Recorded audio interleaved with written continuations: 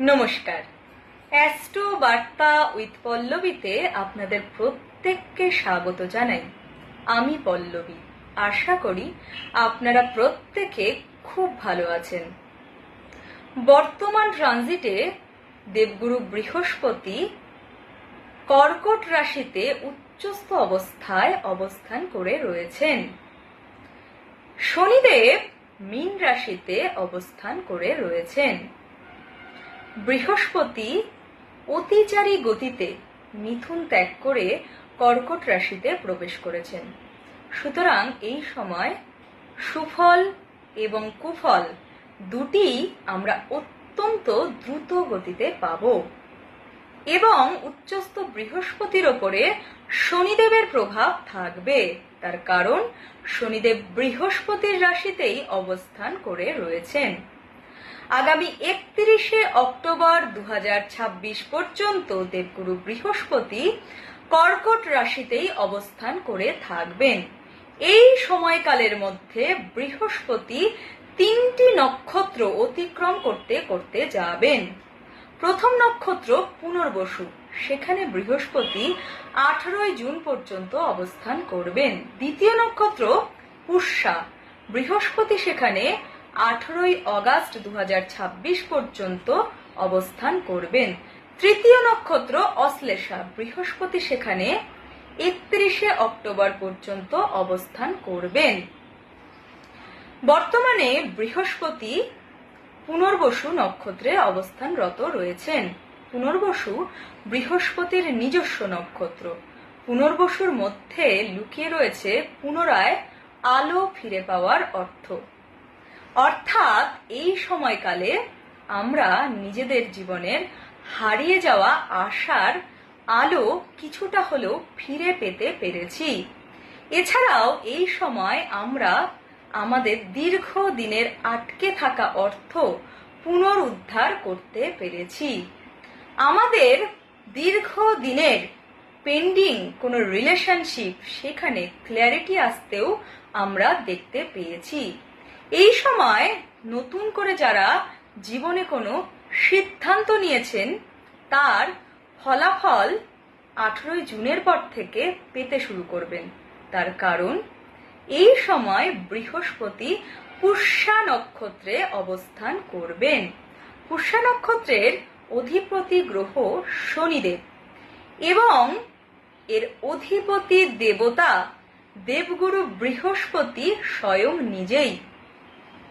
সুতরাং এই সময়কালে আমরা রাজযোগের সমতুল্য ফলাফল পেয়ে থাকব।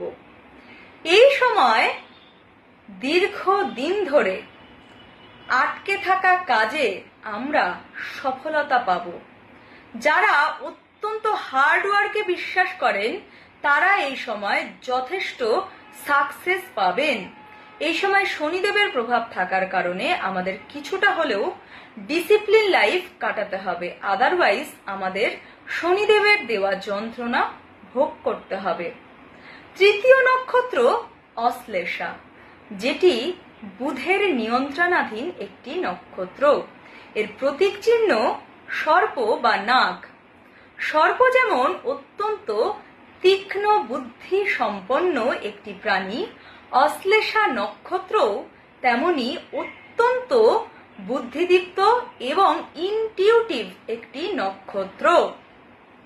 এই নক্ষত্রে যখন দেবগুরু বৃহস্পতি অবস্থান করে থাকবেন তখন আমাদের জ্ঞানের সাথে ইনটিউশনের একটি সুন্দর মেলবন্ধন ঘটবে।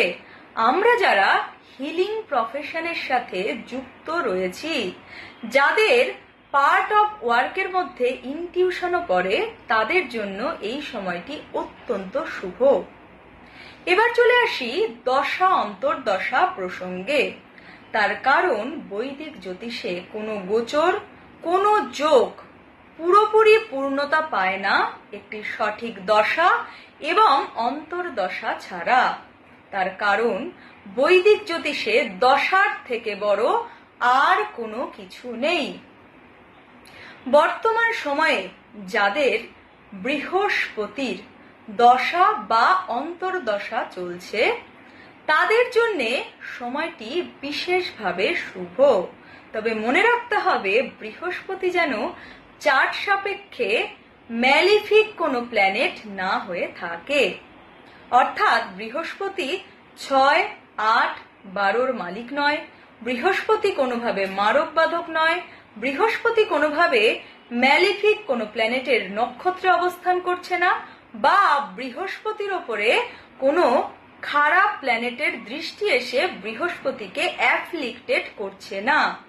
সেক্ষেত্রেই সেই জাতক এবং জাতিকার জন্য এই সময়টি গোল্ডেন পিরিয়ড বলা যেতে পারে। অর্থাৎ আপনারা যাই করতে যাবেন সেই কাজটি এখন সোনা হয়ে যাবে। যে কোনো ইনভেস্টমেন্ট করলে এই সময় তার দ্বিগুণ রিটার্ন আপনারা পাবেন। এই সময় নতুন কোনো প্রজেক্ট বা নতুন কোনো ব্যবসা আপনারা শুরু করতে পারেন। জ্ঞান চর্চা, আধ্যাত্মিক চর্চার জন্য সময়টি অত্যন্ত শুভ। এবার চলে আসি চন্দ্রের মহাদশা অন্তর্দশা প্রসঙ্গে। বৃহস্পতি কর্কট রাশিতে অবস্থান করে রয়েছেন। কর্কট রাশির অধিপতি গ্রহ চন্দ্র।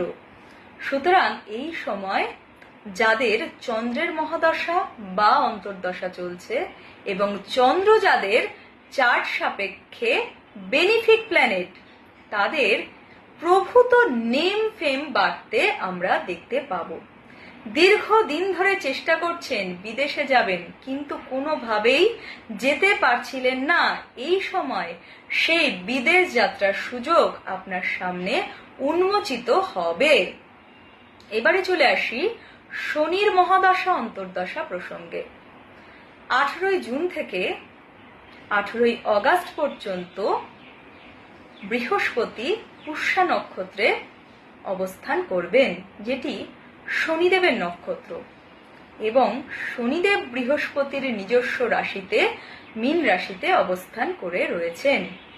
সেই কারণে এখন যাদের শনির মহাদশা বা অন্তর্দশা চলছে এবং শনি যাদের চার্ট সাপেক্ষে ন্যাচারাল বেনিফিক প্ল্যানেট, তাদের সময়টি অত্যন্ত ভালো।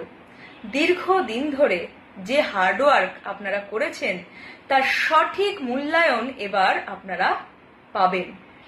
এছাড়াও যারা কয়লা, পাথর, পেট্রোল ইত্যাদির ব্যবসার সাথে যুক্ত রয়েছেন তাদের জন্য সময়টি অত্যন্ত শুভ। এবারে চলে আসি মঙ্গলের মহাদশা এবং অন্তর্দশা প্রসঙ্গে। মঙ্গলের দশা অন্তর্দশা চলাকালীন সময়ে যারা রিয়েল এস্টেট রিলেটেড বিজনেসের সাথে জড়িত রয়েছেন বা যারা জমি কেনাবেচা করেন তাদের জন্য সময়টি অত্যন্ত ভালো। এছাড়াও আর্মি বা পুলিশের চাকরির জন্য যারা দীর্ঘদিন ধরে চেষ্টা করছেন তাদের জন্য এবার নতুন কোনো সুযোগ সৃষ্টি হতে পারে, যদি আপনার চার্ট সাপেক্ষে মঙ্গল শুভ ভাবপতি হয়ে থাকে। বুধ ন্যাচারাল ব্যবসার কারক গ্রহ। যাদের এই সময় বুধের দশা বা অন্তর্দশা চলছে তাদের জন্য সময়টি বিশেষভাবে শুভ। বিশেষ করে 18 অগাস্টের পর থেকে 31 অক্টোবর পর্যন্ত বৃহস্পতি বুধের নক্ষত্রেই অবস্থান করবেন। এই সময় নতুন ব্যবসা শুরু করার ক্ষেত্রে বা নতুন যোগাযোগ বৃদ্ধির ক্ষেত্রে সময়টি অত্যন্ত শুভ, যদি আপনার চার্ট সাপেক্ষে বুধ হয়ে থাকে বেনিফিক প্ল্যানেট। তবে 13 জুলাই থেকে 14 অগাস্ট পর্যন্ত বৃহস্পতি সূর্যের অত্যন্ত কাছে থাকবার কারণে এই সময়টিতে বৃহস্পতি কম্বাস্টেড থাকবেন। এই সময় নতুন কোনো কাজ শুরু করবেন না, এই সময় কোনো শুভ কাজ একদমই করবেন না, কারণ এই সময় আমাদের মানসিকতা কিছুটা হলেও বিভ্রান্ত থাকবে। মনে রাখতে হবে বৃহস্পতি 31 অক্টোবরের পরে অতিচারী গতিতেই সিংহ রাশিতে প্রবেশ করবেন। সুতরাং আমাদের কাছে সময় খুব বেশি নেই। এই শুভ সময়টিকে সঠিকভাবে আমাদের কাজে লাগাতে হবে। সেই কারণে আমাদের দৈনন্দিন জীবনে কিছু ছোটখাটো রেমেডি আমাদের করতে হবে। প্রত্যেক দিন নিয়ম করে বিষ্ণু সহস্রনাম পাঠ করুন। হলুদ রঙের পোশাকের ব্যবহার এই সময়কালে বাড়ান। প্রত্যেক বৃহস্পতিবার বৃহস্পতি রিলেটেড ডোনেশন, ছোলার ডাল, হলুদ বস্ত্র বা হলুদ যে কোনো দ্রব্য অসহায় মানুষকে দান করুন। এই সময় গুরুজন, গুরুস্থানীয় ব্যক্তি এবং নিজের গুরুর সাথে কোনোভাবেই কোনো ঝামেলায় জড়াবেন না।